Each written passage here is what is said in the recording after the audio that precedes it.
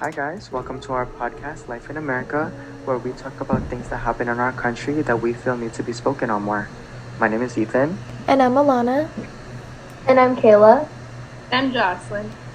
And today we're going to be discussing things including the topic of life, the value of life, as well as the tragic incident involving Daunte Wright and his untimely and unjustified death.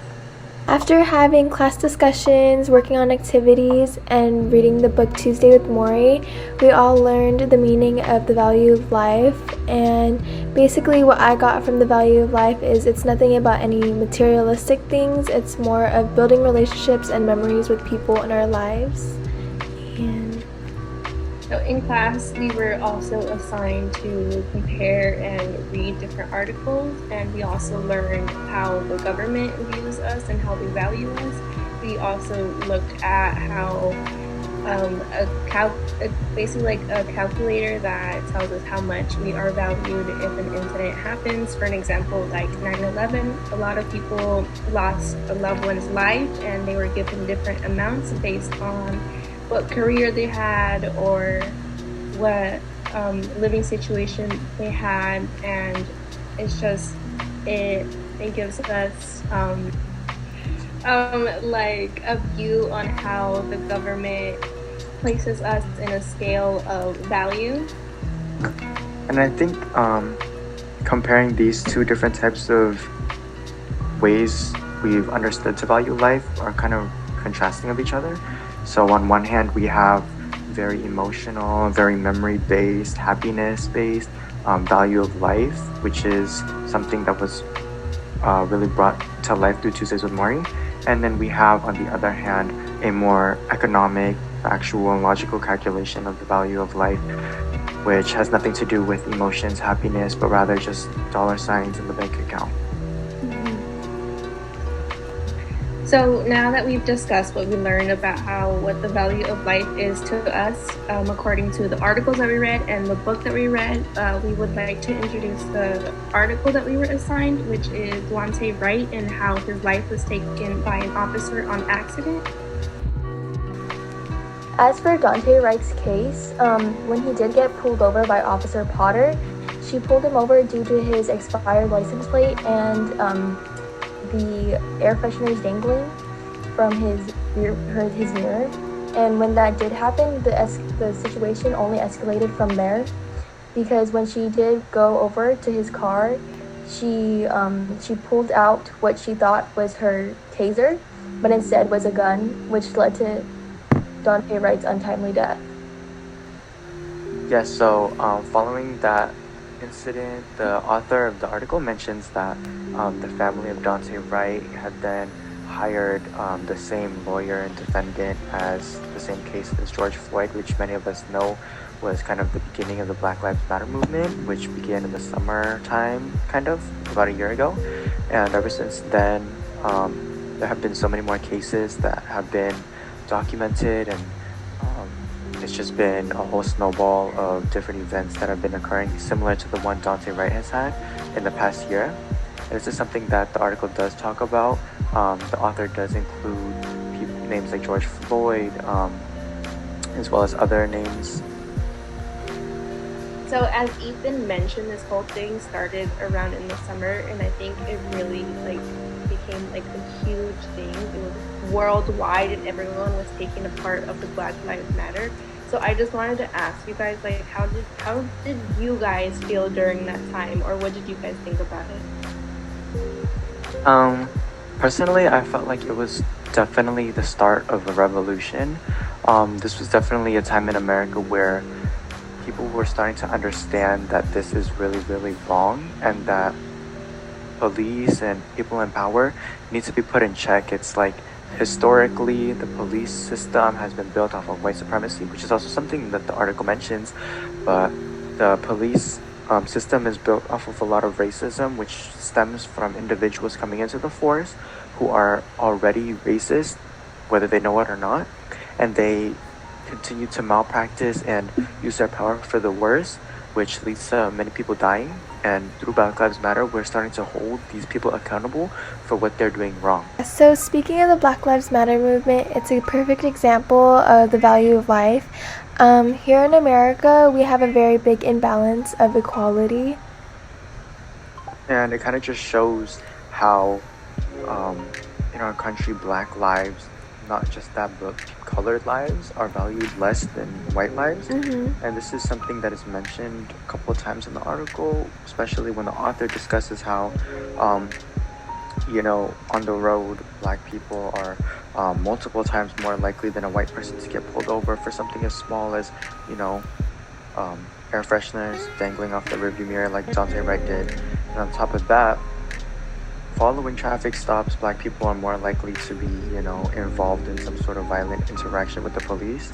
And it's not really, their fault. It's kind of the system's fault. There's nothing they can do about it. And not only just like on the road, I think it's also like in public. I feel like people of color are treated way differently everywhere and anywhere, not just by officers. It's like everyone, and it's really unfair. I think this is like deep rooted into our society, where even before like the uprise with the Black Lives Matter movement, like for last April, it's been like it's been important for long before then. And just because it started gaining more recognition or like people start talking more about it doesn't mean that like years before that it wasn't still like reoccurring for black people. I like that you bring that up because when we're talking specifically about value, we kind of the whole entire Black Lives Matter movement is literally in the title saying Black Lives Matter, as if before they felt like they didn't. That alone goes to show how like little value Black lives had, and they still continue to have little value because of the way that our government is structured and our society is structured. But now that we're adjusting it, we can try to even the playing field.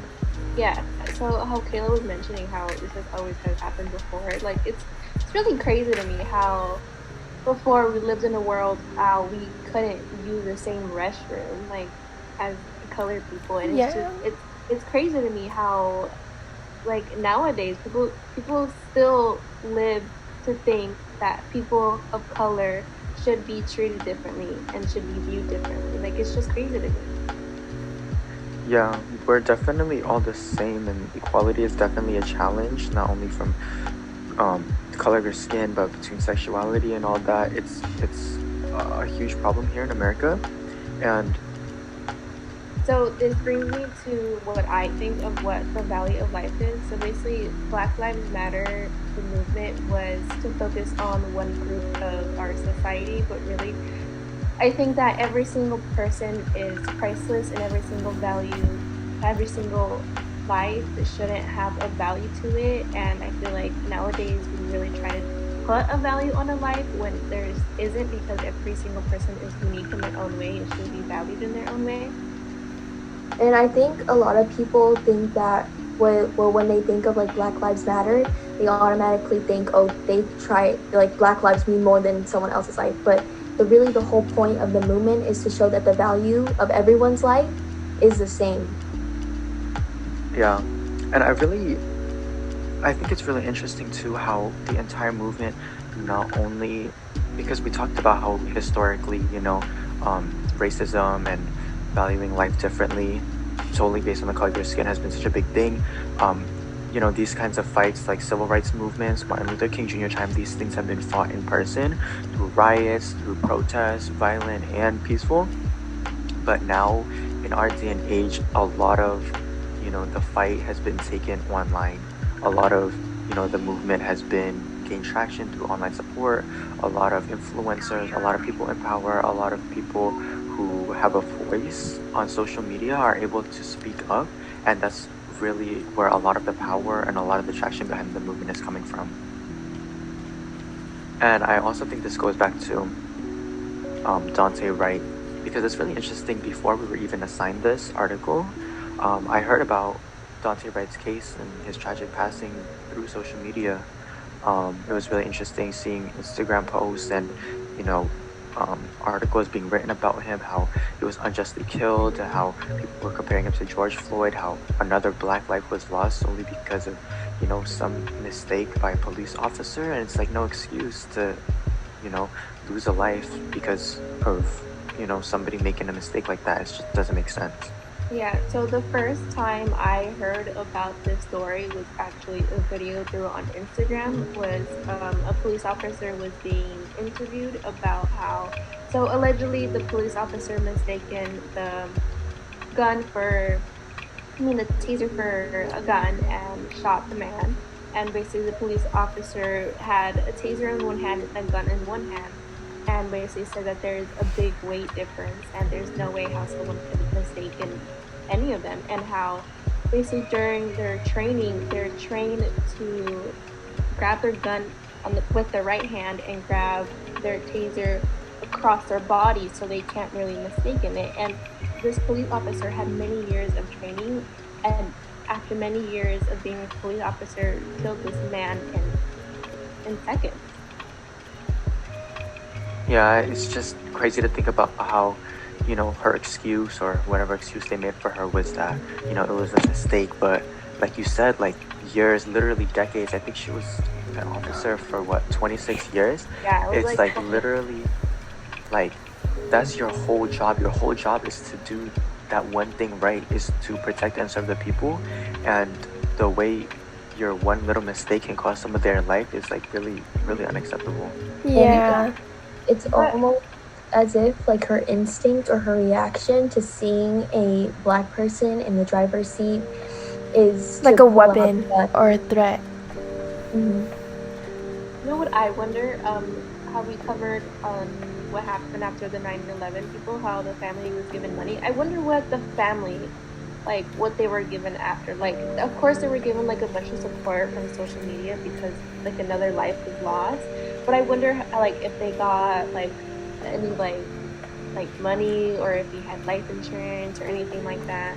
I think that's really interesting because, just a week or two ago, Derek Chauvin, the man who murdered George Floyd, was just charged with, the 3 counts of like murder and manslaughter. But it's kind of crazy to think that it took It took over that a long. year, yeah, for him to receive justice. Comparing that to what happened with their Daunte Wright, it's kind of like when we think about how long it took George Floyd's case, we don't know, how long it's gonna take for this one specifically, and it's kind of scary to think about. It's like, are we gonna have to wait another year to see a black man get justice for something that he was, he was not at fault for? Falsely It's kind of scary to accused. think about, I know in many of the cases that we have seen this year, a lot of the police officers like resigned from their spot, but I still don't think that's enough justice for the family or like people who are like watching over the case. Yeah. Like, I feel like no matter how much money you give the family, no matter how much you take away from the officers that like basically took a whole life, like you took somebody's life away and it like damaged a lot of people's like life, I guess. Like, a lot of people are still so hurt. Like, no matter how much money or no matter how much justice you give them, it's not gonna make anything right. Yeah, so basically just what I was saying, like every single life is priceless. It's irreplaceable. Like, that was someone's father, that was someone's freaking like brother, like Family. It's just, yeah. And that kind of goes back to, when we were talking about the night following the 9/11 attacks, the fund to kind of repay the families of the victims that were lost. It's kind of like a lot of the victims' families were like, yeah, this is money, but this money's never going to bring our loved one back. It's never going to bring those times we had together back. It's never going to bring their future back. It's just going to fill the economic void that's now there because of their death. And that's, There's just like still that missing piece of them there. No Yeah. amount of money or Yeah. like anything will bring back the person that they lost. Exactly. And that just kind of goes back to like the value of life.